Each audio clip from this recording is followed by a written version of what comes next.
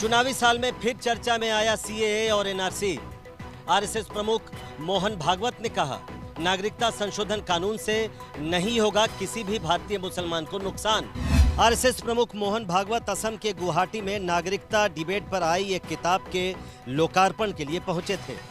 इस बहाने उन्होंने साफ किया कि नागरिकता कानून से मुसलमानों को डरने की जरूरत नहीं है। एनआरसी ये किसी भारत के नागरिक के विरुद्ध बनाया हुआ कानून नहीं। भारत के नागरिक मुसलमान को सीएए से कुछ नुकसान नहीं पहुंचता। मोहन भागवत ने नागरिकता रजिस्टर यानी एनआरसी का जिक्र भी किया और उसकी जरूरत भी बताई। नागरिकता के पीछे कानून है, परिस्थितियां है, आश्वासन है, वो सब है। एक भाव है, ये भाव है, मूल ये बात है। मोहन भागवत ने जनसंख्या नियंत्रण कानून की बहस पर भी टिप्पणी की। भागवत ने कहा कि 1930 से ही योजनाबद्ध तरीके से मुसलमानों की संख्या बढ़ाने के प्रयास हुए। पश्चिम बंगाल में चुनावी नारे खेला होबे का अब उत्सव मनाएगी ममता सरकार। मुख्यमंत्री ममता बनर्जी ने उद्घोषणा की है कि आने वाले दिनों में 16 अगस्त को खेला होबे दिवस मनाया जाएगा। जिस खेला होबे नारे से ममता बनर्जी ने पश्चिम बंगाल में जोरदार चुनावी जीत दर्ज की, अब उसी नाम से पूरे राज्य में धूमधाम से समारोह होने जा रहा है। सीएम ममता बनर्जी ने घोषणा की है कि 16 अगस्त को खेला होबे दिवस पर राज्य सरकार युवाओं को 50,000 फुटबॉल बांटेगी। ये फुटबॉल पश्चिम बंगाल के शरणार्थी हस्तशिल्प विभाग के जॉय ब्रांड से बने हैं। बीजेपी ने ममता सरकार की इस घोषणा पर आपत्ति जताई है। बीजेपी के सांसद स्वपन दासगुप्ता ने ट्वीट करके कहा कि खेला होबे का नारा विरोधियों पर आक्रमण का एक नारा बन गया है, इसलिए ये आपत्ति। दिल्ली के जंतर मंतर पर कल धरना प्रदर्शन के लिए किसानों को मिली सशर्त इजाजत। किसानों के धरने के एक दिन पहले छावनी में बदल गया जंतर मंतर। किसान संगठन दिल्ली के जंतर मंतर पर कल यानी 22 तारीख को धरना प्रदर्शन करेंगे। इसको देखते हुए आज ही जंतर मंतर पर पुलिस और पैरामिलिट्री फोर्स की सुरक्षा बढ़ा दी गई। किसान कल सुबह 11:30 जंतर मंतर पर पहुंचेंगे। करीब 200 किसान कल बसों के जरिए जंतर मंतर आएंगे। किसानों की बसें पुलिस निगरानी में जंतर मंतर पहुंचेगी। किसान शाम 5 बजे तक धरना देने के बाद वापस सिंधु बॉर्डर लौट जाएंगे। जंतर मंतर में सुरक्षा इंतजामों का जायजा लेने आज दिल्ली पुलिस कमिश्नर बालाजी श्रीवास्तव भी अपने तमाम आला अधिकारियों के साथ पहुंचे। किसान संगठन केंद्र सरकार द्वारा बनाए तीनों कृषि कानूनों को रद्द करने की मांग कर रहे हैं। वो दिल्ली से सटी सीमाओं पर पिछले करीब 8 महीने से धरने पर डटे हैं। बिहार के मुख्यमंत्री नीतीश कुमार को बीजेपी ने दिया झटका। SC/ST के अलावा नहीं होगी जातीय जनगणना। जनसंख्या नियंत्रण कानून पर बीजेपी से अलग राह चुनने वाले नीतीश कुमार को इस बार बीजेपी ने जातीय जनगणना पर झटका दे दिया।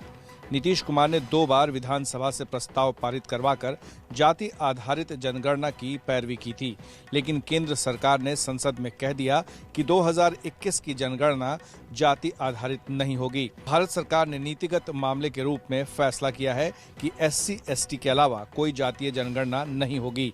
केंद्रीय गृह राज्य मंत्री नित्यानंद राय ने संसद में पूछे थे सवाल, जिसके जवाब में यह बातें कही। बिहार विधानसभा में जातीय जनगणना की मांग को लेकर 2 बार प्रस्ताव पारित हो चुका है, एक बार 2019 में और दूसरी बार फरवरी 2020 में। अपनी कुर्सी छीनने की अटकलों के बीच बीएस येदियुरप्पा का शक्ति प्रदर्शन।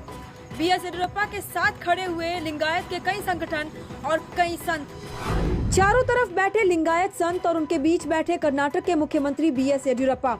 लिंगायत संत अपने समुदाय से आने वाले येदियुरप्पा से मिलने उनके सरकारी आवास पर पहुंचे और उनके साथ बैठक की। इसमें मशहूर तुमकुर सिद्धगंगा मठ के संत सिद्धलिंगा स्वामी जी भी थे। संतों ने बीएस येदियुरप्पा को ही मुख्यमंत्री बनाए रखने की मांग की है। कर्नाटका में बीजेपी के येदियुरप्पा सरकार को लेकर पिछले कुछ दिनों में असंतोष खुलकर सामने आया है। यही कारण है कि बीएस येदियुरप्पा लगातार बैठकें कर अपनी स्थिति को मजबूत करने की कोशिशें कर रहे हैं। रामविलास पासवान के छोटे भाई रामचंद्र पासवान की पुण्यतिथि पर भी दिखी पासवान परिवार की दूरियां। पशुपति पारस और चिराग पासवान ने अलग अलग श्रद्धांजलि दी। लोक जनशक्ति पार्टी के भीतर पासवान परिवार में चल रही तनातनी का असर आज पूर्व सांसद और रामविलास पासवान के सबसे छोटे भाई रामचंद्र पासवान की दूसरी पुण्यतिथि पर भी दिखा। पशुपति पारस ने रामचंद्र पासवान के बेटे और सांसद प्रिंस राज के साथ उन्हें अपने सरकारी निवास पर श्रद्धांजलि दी। रामचंद्र पासवान का देहांत 21 जुलाई 2019 को हुआ था। पिछले साल जब उनकी पहली पुण्यतिथि मनाई गई थी, तब पूरे परिवार ने उन्हें एक साथ श्रद्धांजलि दी थी। राजस्थान के शिक्षा मंत्री के 3 रिश्तेदारों को इंटरव्यू में समान अंक मिलने पर सियासी बवाल। बीजेपी ने इस मामले में जांच की मांग उठाई। राजस्थान कांग्रेस के अध्यक्ष और शिक्षा मंत्री गोविंद सिंह डोटासरा की बहू प्रतिभा, बेटे का साला गौरव और साली प्रभा राजस्थान लोक सेवा आयोग की प्रशासनिक परीक्षा में चयनित हुए हैं। लिखित परीक्षा में 50% से कम नंबर लाने वाले नेताजी के इन तीनों रिश्तेदारों को इंटरव्यू में एक समान 80-80 अंक मिले हैं। कारण क्या है कि आज दिन तक तो ऐसा कभी देखा नहीं कि परिवार के सब लोगों के नंबर उतने उतना है और वो भी उतने आवे इंटरव्यू में, तो निश्चित रूप से पर विषय जांच का है। एकदम किसी पर आरोप लगाना तो उचित नहीं होगा, लेकिन मैं ये ज़रूर सोचता हूँ कि इस चमत्कार में कुछ न कुछ चीज़ निकल सकती है। जो भी बच्चे टैलेंटेड हैं, वो टैलेंटेड बच्चे आरएस की तैयारी करके अपने मुकाम हासिल करते हैं। इसमें किसी भी राजनेता का कोई लेना देना नहीं होता है। बीजेपी के राज में भी आरएस की इंटरव्यू लिखती हैं, कांग्रेस के राज में भी आरएस की इंटरव्यूज होते हैं और वैकेंसीज निकलते हैं। मंत्री के तीनों रिश्तेदारों को इंटरव्यू में 100 में से 80-80 अंक मिले हैं, जबकि इस परीक्षा की टॉपर मुक्ता राव को इंटरव्यू में सिर्फ 77 अंक मिले हैं। एटीएम को तोड़ने के लिए पहली बार आईईडी विस्फोटक का इस्तेमाल। पुणे के चोर गिरोह ने आईईडी विस्फोटक का धमाका करके एटीएम के परकच्चे उड़ा दिए। एक जोरदार धमाका हुआ और एटीएम का ये हाल हो गया। पुणे के चाकन इलाके में चोरों ने एटीएम को तोड़ने के लिए आईईडी विस्फोटक का इस्तेमाल किया। पुलिस के मुताबिक एटीएम के परकच्चे उड़ने के बाद चोरों ने एटीएम से 29 से 40 लाख रुपए लूट ले गए। पुलिस का कहना है कि एटीएम तोड़ने के लिए पहली बार ऐसी मोडस ऑपरेंडिस अपनाई गई। वारदात के बाद बॉम्ब डिस्पोजल दस्ते ने बचे कुचे विस्फोटक को नष्ट किया। यह वारदात किसने की, इसके बारे में कोई सुराग अब तक नहीं मिल पाया है। गुजरात हाईकोर्ट में एक मामले की सुनवाई ने जज को भी हैरान कर दिया। एक महिला की याचिका पर हाईकोर्ट ने कोरोना से गंभीर रूप से जूझ रहे उसके पति के स्पर्म को कलेक्ट करने के आदेश दिए। अहमदाबाद की महिला ने हाईकोर्ट में अर्जी दी थी कि उनके पति अस्पताल में जिंदगी की आखिरी जंग लड़ रहे हैं। उनके कई अंगों ने काम करना भी बंद कर दिया है। महिला ने कोर्ट से गुहार लगाई कि वो अपने पति के स्पर्म से मां बनना चाहती है, इसकी इजाज़त दी जाए। हाईकोर्ट ने तुरंत वडोदरा के अस्पताल में भर्ती व्यक्ति का स्पर्म कलेक्ट करने की इजाज़त दे दी। कोर्ट के ऑर्डर के 2.5 घंटे में ही स्पर्म कलेक्ट कर लिया गया। अहमदाबाद की इस लड़की की शादी भरूच के युवक से कोविड काल में ही अक्टूबर 2020 में हुई थी, लेकिन इसी साल के मई महीने में कोरोना की चपेट में आने के बाद वो शख्स अस्पताल में गंभीर रूप से भर्ती है। गुजरात हाईकोर्ट ने स्पर्म का उपयोग आईवीएफ के लिए होने वाली सुनवाई तक न करने के लिए भी आदेश दिया है। उफंती नदी को पार करने की कोशिश में एक युवक की जान पर बनाई। मध्य प्रदेश के रायसेन में हुआ एक भयानक हादसा। रायसेन जिले के बेगमगंज में उफंती बीना नदी को पार करने की कोशिश एक युवक को भारी पड़ गई। वो पानी को पार करते हुए पुल की आधी दूरी तक पहुंच गया था, लेकिन तभी उसके पैर लड़खड़ा गए और युवक तेज बहाव में बह गया। इससे वहां चीख पुकार मच गई। गनीमत रही कि युवक की जान बचा ली गई, वरना ये लापरवाही उसकी जान पर भारी पड़ सकती थी। मध्य प्रदेश के रायसेन जिले में 3 दिन से रुक रुक कर बारिश हो रही है, जिससे नदी में बाढ़ का खतरा बढ़ गया है। भारी बारिश के बाद हिमाचल के कई इलाकों में नदी नाले उफान पर। सिरमौर के एक झरने में फंसा ट्रक। पानी का शोर डराने वाला है। पहाड़ से गिर रहे पानी में ट्रक फंसा हुआ है। तस्वीरें सिरमौर जिला के नौहरधार की हैं। देखिए कैसे पहाड़ से पानी आ रहा है। इस इलाके में इस जगह को कड़ा नाला कहा जाता है। नाले में अचानक से आए पानी से एक ट्रक वाला फंस गया। गनीमत रही कि फौरन ट्रक के ड्राइवर ने फुर्ती दिखाई और गाड़ी से निकल गया। बताया जा रहा है कि ड्राइवर ने जान जोखिम में डालकर इस जगह से ट्रक को निकालने की कोशिश की थी। मौसम विभाग ने अगले कुछ दिनों तक हिमाचल में भारी बारिश और चट्टान गिरने का अंदेशा जताया है। जरा सी बारिश में आज फिर मुंबई हो गई पानी पानी। सड़कों पर हर तरफ रहा पानी और पानी में लोगों की मुश्किलों की वही कहानी। मुंबई में आज भी ऐसे ही खराब मौसम के बादल सुबह छाए रहे। मलाड के आसमान से ये तस्वीरें ली गई। दिख रहा है कि यहाँ नदी नाले कैसे उफान पर हैं। चेंबूर में भी जरा सी बारिश ने फिर वही तस्वीर बना दी। सड़कों पर जमा हो गया पानी। महाराष्ट्र के नाला सोपारा में भी बारिश के बाद ऐसे ही घंटों तक जल जमाव रहा। कई जगह खराब मौसम की मार में पेड़ भी टूटकर गिर गए। इस खराब मौसम में समुद्र भी जैसे हालात बिगाड़ने के लिए तैयार दिखा। मुंबई के समंदर में सुबह से ही बड़ी बड़ी लहरें उठती रही। मुंबई की बीएमसी का बजट देश के दूसरे नगर निगमों के बजट से बेहद ज्यादा है, लेकिन हर मानसून में मुंबई की तस्वीर बदलती नहीं दिखती। मुंबई समेत महाराष्ट्र में इंसानों के साथ जानवरों पर भी पड़ रही है मौसम की मार। बोरीवली नेशनल पार्क में पानी जमा हो जाने से यहाँ के सांप इंसानी बस्ती में घुस गए। घर के बाहर लगी ग्रिल में सांप अटका है। इस घर के कोने में अजगर है जिसकी तरफ ये महिला इशारा कर रही है। ये तस्वीर मुंबई के पास के इलाके की है। यहाँ पास में बोरीवली नेशनल पार्क है। तेज बारिश के बाद नेशनल पार्क के दहीसर नदी का पानी बढ़ गया। जंगल में पानी बढ़ा तो सांप और दूसरे जानवर इंसानी बस्तियों की ओर बढ़ गए। कोबरा, सांप और छिपकली। वन विभाग ने अब तक लोगों के घर से 3 कोबरा पकड़े हैं। वन विभाग की टीम और पशु प्रेमी संगठन लगातार काम में जुटे हैं। अगर आपके घर के पास किसी जंगली इलाके में पानी जमा है तो सावधान रहे। पॉर्न फिल्म बनाने के धंधे में गिरफ्तार राज कुंद्रा लाने वाला था एक ऐसा ऐप जिसमें मॉडल्स की अश्लील तस्वीर लाइव दिखाने वाला था।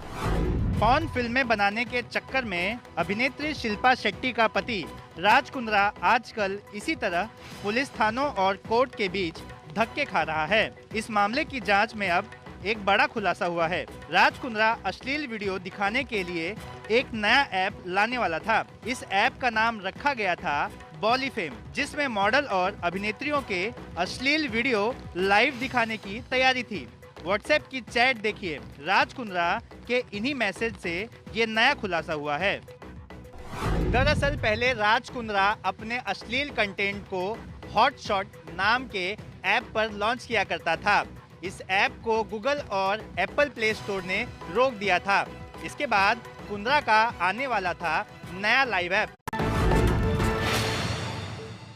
ऑक्सीजन की कमी से कोई मौत नहीं होने के केंद्र के दावे पर दिल्ली सरकार का निशाना। कहा राज्य से ऐसी कोई जानकारी नहीं मांगी गई। केंद्र का बयान जले पर नमक जैसा। मंगलवार को केंद्र सरकार ने एक सवाल के जवाब में कहा था कि दूसरी लहर में ऑक्सीजन की कमी से किसी की भी मौत नहीं हुई, क्योंकि राज्य सरकारों ने ऐसी कोई जानकारी नहीं दी है। अब दिल्ली के स्वास्थ्य मंत्री ने कहा है कि ऐसी कोई जानकारी मांगी ही नहीं गई।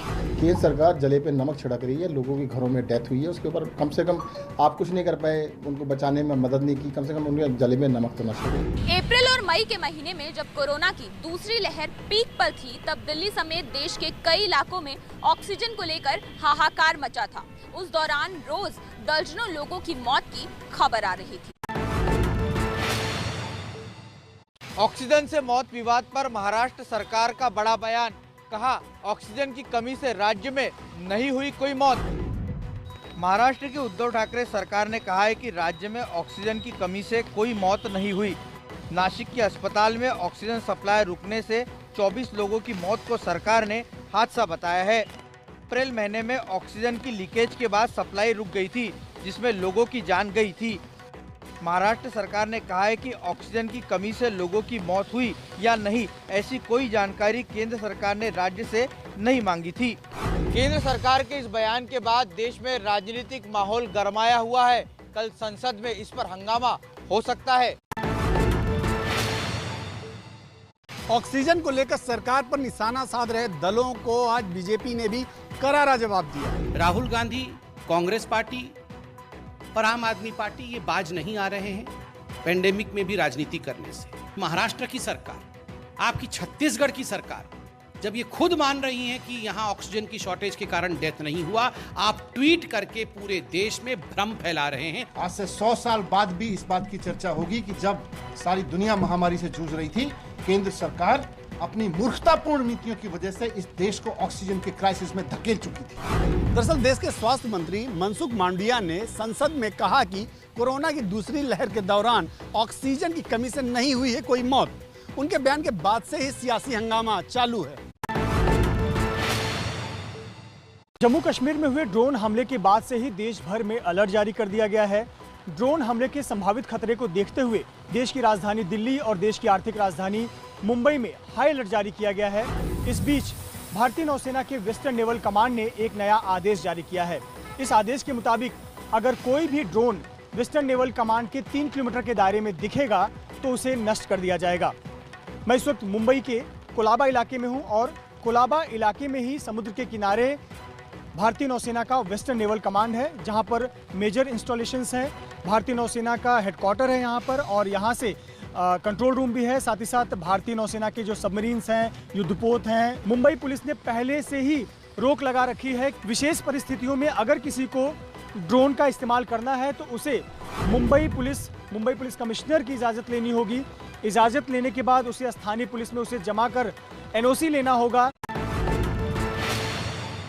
आज देश भर में मनाई गई बकरीद ईद उल अजहा पर कोरोना नियमों के साथ कहीं पढ़ी गई नमाज तो कहीं भीड़ में टूटते दिखे नियम। बकरीद पर दिल्ली की जामा मस्जिद में निर्देशों के मुताबिक कम भीड़ ही दिखी है। हालांकि भाईचारे की ये तस्वीरें सामने आई।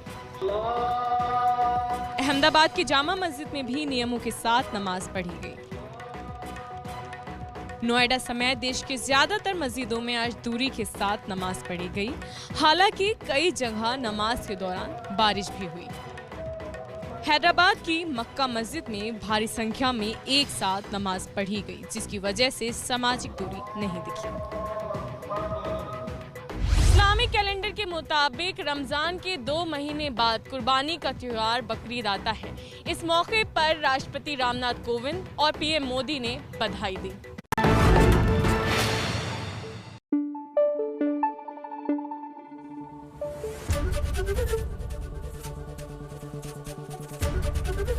ABP न्यूज आपको रखे आगे।